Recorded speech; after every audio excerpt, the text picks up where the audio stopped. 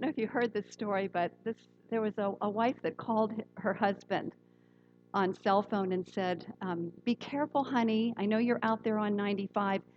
I heard on the news that there's some guy driving the wrong way, going north in the southbound lane." To which he replied, "You know something? There are a lot of crazy people out here going the wrong way."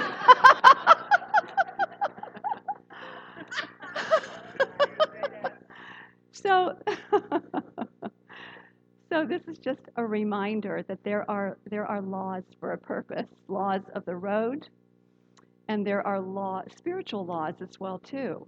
And if we're not cognizant of it, we could be going the wrong direction, a direction that's not serving us.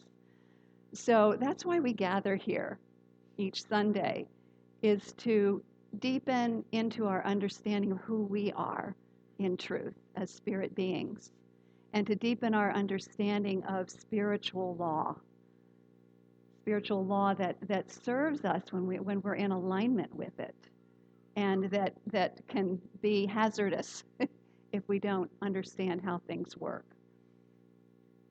So this month, we've been focusing on seeing through the eyes of love. And when you think about it, love truly is not only who we are. There are principles that surround this thing called love.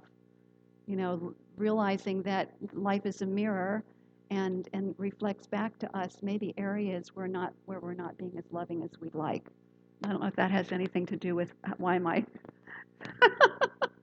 Here we go.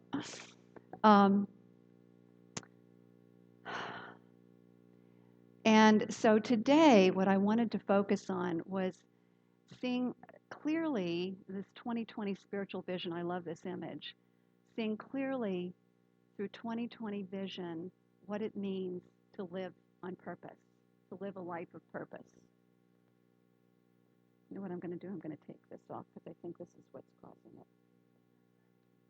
Huh? No, I'm talking about this is throwing off my microphone. There, that's better. No, that didn't do it. I don't know what's going on here. Okay, good. Thank you. 2020 vision. Art. Okay, so today we're talking about the art of being on purpose. And it's important to understand that this thing called being on purpose has multi-levels to it. And so that's what my intention is to do, is to talk about the multi-levels of purpose and how passion is tied in with it. So, after reading a lot of different things by different authors, I think we can sometimes get confused on what is purpose. What is my life purpose? We can be confused when we hear things like the Dalai Lama says it's to be happy, and Don Miguel Ruiz does the same thing, that our purpose is to be happy, and then you hear from others that it's to love and serve. And from still others, it's to express your creativity, to follow your heart and do what you love. And so I think that Ernest Holmes pulls it all together when he says our purpose is to express our divine nature, because all of those are aspects of the divine nature. And truly, when we're in alignment with our divine nature, then we are doing all of those things that I just mentioned. And Meister Eckhart, I think, put it so beautifully. He's a 13th century mystic. He said, "Let God be God in you." When we do that, we live in alignment with purpose. Deepak Chopra wrote in 7 Spiritual Laws of Success, one of my favorite books. He said, discover your divinity, find your talent, serve humanity with it, and you will begin to experience your life as a miraculous expression of divinity, not just occasionally, but all the time. And you will know true joy and the meaning of success, the ecstasy and exaltation of your own spirit. So level 1 of purpose is, and we all share this, to discover our divinity. That's step one, to discover our divine nature.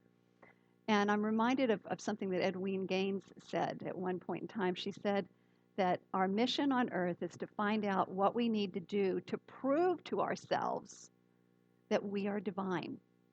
Find ways to prove to ourselves that we are divine, because we can hear it, but until we experience it, we may have a lot of doubt about it. So, how do we prove to ourselves that we're divine? Well, I'm just going to go back to my own personal story. When I first came into this teaching back in, believe it or not, 1990, quite a long time ago, when I was first exposed to it. And I remember sitting down with a practitioner with a particular prayer in mind. And then I watched the unfoldment of the miracle of that prayer, and so I kept going back. They had practitioners every Sunday. I went back and I had my next prayer and my next prayer and my next prayer and the next demonstration and the next demonstration, and I'm like, wow, this is really awesome. I want to know how to do that. So that's when I started taking classes. So the very first class that they offered, and back in those days it was called Science of Mind 1. I was in. I was totally in. I was in 100% because I wanted to know how this worked, how this thing called our form of prayer, which is called spiritual mind treatment, how does it work? And so as I took the classes and I learned the technique and the art and the science of spiritual mind treatment, because they do follow, this form of treatment follows spiritual law. And there's an art to it as well, I'm sure, as you know, after listening to our different practitioners and the unique ways in which they pray.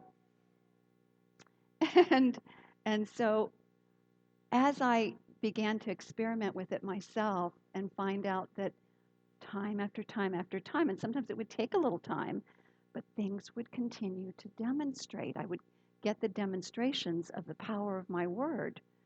And so then, it just unfolded. I became a practitioner and I was helping other people. And then I got the inspiration to become a minister to get this teaching out to more and more people, because it's powerful. And it's a way that not only do we prove to ourselves that we are divine, we are able to use those gifts of the power of our word, the knowing of truth, to support others in the unfoldment of their lives. So step one then is that common purpose that we all have is to discover our divinity. Then there's the next level of our purpose. And so I'm going to lead into this one with this beautiful quote by the Persian poet Rumi. He said, "Feel yourself being quietly drawn by the deeper pull of what you truly love." It's the follow your passion, follow your heart's desire part. So that's level 2. So once we realize that we are divine, level 1, then it's time for us to find out what our unique expression of our divinity is, to get into alignment with that. So our gifts, our interests, our special talents, or some way in which we can give our gifts to impact the world in a positive way so that the world is a better place for everyone.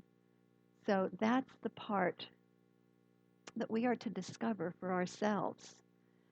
And you know what? The thing that I want to be very clear on this, it doesn't have to look a certain way.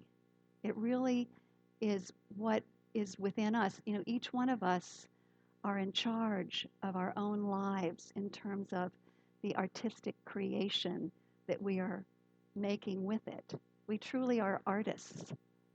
We are truly artists creating our lives in our own unique way. That's the art of being on purpose. Florence Scovel Shinn said, "There is a place that you are to fill and no one else can fill. There is something you are to do which no one else can do." And so here's another way of looking at this, where our passion, Dan has a chart for this, where our passion intersects with the needs of others is our level 2 purpose. So my passion for years, yeah, there we go. Passion, other people's needs, purpose. My passion, ever since I can remember, has been learning. But then as I began to take courses at the college level, I experimented with everything. Took all kinds of courses. But the thing that really caught my heart were the psychology courses that I took. I was really, really excited about discovering more about how the mind works, the emotions, our human nature. And so then I went on to get a master's in counseling, and I worked as a school counselor for quite a long time. And then there was another urge within me that I couldn't quite define. I just felt like there was more to it than what I had discovered. And so then that's when I found Science of Mind. And Science of Mind is spiritual psychology. That essentially is what it is. When I discovered Science of Mind, I was on fire. Oh my gosh. It really caught my interest and my heart and my passion. And so then again, once you find your passion, you find where it intersects with the needs of others and then begin to give your gift. And because our passions are unique to us, it's important that we determine what makes our hearts sing rather than what the world defines as success. So here's an example. Here's an illustration. There once was a businessman who was sitting on a beach in a Mexican village. And he saw a fisherman coming to shore, actually rowing his boat to shore, and he had some fish in the hull. And the businessman said to him, "Wow, how long did it take you to catch those fish?" And he said, "Well, a very short time, actually, because I've been doing it every day. I bring just enough home for my family." And he said, "Well, you could you could stay out longer and catch more fish." And he said, "So tell me about your day. What's your day like?" And so the man said, "Well, I catch fish enough for the family. I come home. I'm home in time for when my children come home from school, so I have time to play with them. and then it's time for siesta. The whole family takes a nap. And then in the evening, my wife and I go out and we hang out with our friends and we play guitar and we sing and we dance." So that's kind of a typical day. And the businessman said, "Well, I have a PhD in business management. And so what I think that you should do is I think that you should stay out longer, catch more fish, and then eventually, with the profits that you make, you can buy more boats and hire more people and catch more fish. And then eventually, you can have your own company and your own distribution center. And then eventually, you'll have enough money so that you can move to the big city and you can have a headquarters. And then there, you can float stock and sell it publicly, and you can become a very wealthy man." And then the fisherman said, "So then what?" and the businessman said, "Well, you can buy a beautiful home, and he says, "And then what?" And he said, "Well, you can retire and move to a fishing village." And have an easier, more graceful day, and maybe fish a little, and come in and hang out with your grandkids, and you get my picture. And then go out in the evening and play guitar and sing and dance. So I love stories like that because it reminds me it's important that we don't compare ourselves to others, and that we instead follow our own hearts, what makes our hearts sing. What feeds our soul. And then we know we're on the right path. Now, those are part of the laws. We talk about the laws of the principles that we follow. The law of our heart. We listen to our hearts and follow where our hearts want to go. So if we want to know peace in the world, we want to know love in our families and joy in our friendships, then we must discover our divinity. We must find our unique talent. and serve humanity with it. And this does not, it has nothing to do with our age at all whatsoever. And then you will know true joy, and that's why I love that song. I love this joy. We will know true joy and true meaning and the success that is our unique success, the exaltation and the ecstasy of our own spirit. So I'm going to invite the practitioners to stand up, if you would, and surround the room, and we're going to offer a prayer for all of you to live in full alignment with your heart's calling, with your own divine nature. Does that make sense to the rest of the practitioners? You got it? Beautiful. Okay. So I invite you to within and receive. So let's take a